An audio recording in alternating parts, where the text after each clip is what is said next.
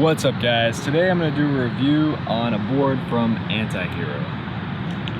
So I just got this board from the only real local skate shop in town. It's actually a bicycle shop called Bicycle Face, but it's the only shop besides Zoomies or the Vans store that actually sells skateboards.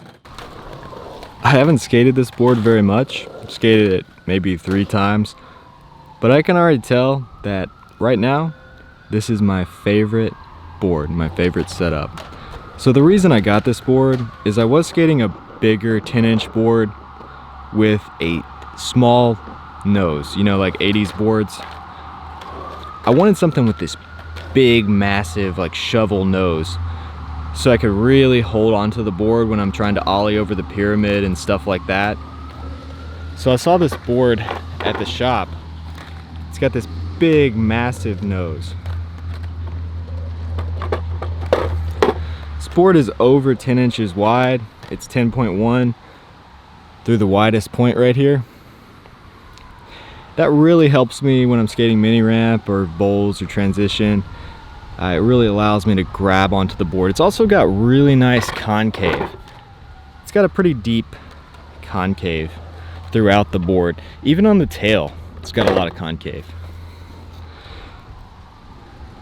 So also, I've skated old school boards that have really short tails. So I always look for something that's at least 32 inches, because sometimes when the boards are only 30 inches, they'll either cut a little bit off the nose or a little bit off the tail. And I like a big tail, especially when I'm skating ramps. This board's got really good pop. When I first got it, I actually thought I was gonna have to park my car on it for a few days because the tail looked pretty steep in the store, but actually it works really well. I've got independent trucks that are a little bit taller and big 60mm wheels, so that's one reason I thought I was gonna have to mellow out the tail a little bit, maybe go with a welcome board with more fingers to flat before the tail. But actually, this really does have about 2 fingers to flat before it starts to curve up on the tail. So it worked out really well. Dog really wants to be in the video. It wants to be my friend. So I've found with bigger boards, boards with longer wheelbases as well, independent trucks seem to work better for me. Independent trucks seem to mellow it out and make the wheelbase feel a little bit tighter. And when you have a 15-inch or longer wheelbase, sometimes you really do need to tighten it up a little bit. So another thing I like about the independent trucks is they just seem to grind through anything. I think the best thing about this setup though is actually the wheels. These 60mm Spitfire wheels, they just go so much faster than a lot of the tiny small wheels I'm used to skating, and it makes it a lot easier at a small skate park to get enough speed to ollie over the pyramid and stuff like that. There's not like a big ramp at this skate park, so having a big wheel allows me to get a little bit of speed with these small ramps. So the best thing about having a big board like this is definitely how much it grabs onto your feet and how comfortable you feel, how locked in you feel. You know, with the big wheels as well, on the coping I feel really locked in. You know, you can go fast and not worry about the board falling off your feet. It's got great pop and it's slick too. Like this thing, I've been grinding a lot, I've been doing a lot of board slides, and as you can see, the graphic is holding up pretty good. I actually don't like the graphic at all, so I was trying to wear it down. Really know Jim Grosso that well. So I know I said Jim instead of Jeff in that last clip, but I just got distracted by looking at the bottom of the board. I know his name is Jeff.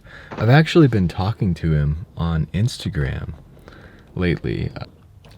So I was a little bit confused at first about the feminist Black Panther protester on the front of the board, but after looking into Jeff Grosso's Instagram, I noticed he has like the symbol for feminine with the fist inside of it. So it's like this feminist piece as his actual profile picture. I looked through his profile a little bit. It looks like he posts women skating and a lot of little like, feminist art pieces. So it looks like it's something that's really important to him. And I know he didn't actually design this board. You know, he actually sent me over to the artist who designed the board to actually talk to them about what it means. And that artist hasn't actually gotten back to me yet. But Jeff Grosso seems like a really cool guy. And he seems really chill, and he responded to me right away. It was interesting. I actually think I'm going to start messaging more pros and more companies when I do videos about their products, just to get a little more insight and understand it a little bit better.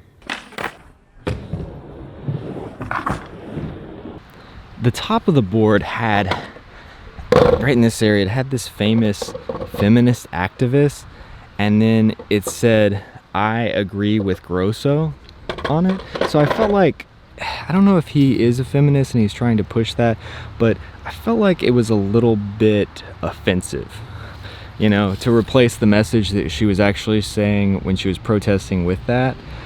And I think he's trying to be kind of sarcastic with this picture on the bottom, you know, saying anti-hero and the soft drink thing and like this greasy, nasty looking man. But I don't really care for it. I don't really care for bright colors and the style. I like more muted pastel colors on boards. So I'm really excited to wear that down just to scratched up wood and put some rails on this board. So there you go, guys. I really hope you guys enjoyed this video. If you like this kind of content, reviews, tutorials, and videos about what I'm learning as I grow as a skateboarder, then hit that subscribe button, and thanks for watching.